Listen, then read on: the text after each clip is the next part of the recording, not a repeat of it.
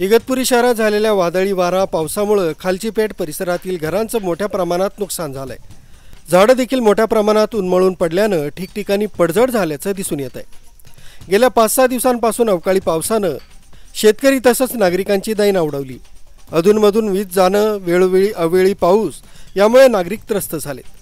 पावसानं मोठ्या प्रमाणात नुकसान झाल्यानं नुकसानीची भरपाई शासनाकडून मिळावी यासाठी नागरिक मागणी करतायत। काल रात्री वादळ पावसामुळे खालची पेठ येथे झाडं वगैरे पडले व कौलं वगैरे भरपूर जणांचं नुकसान झालं आहे, तरी त्यांची भरपाई द्यावी शासनाने।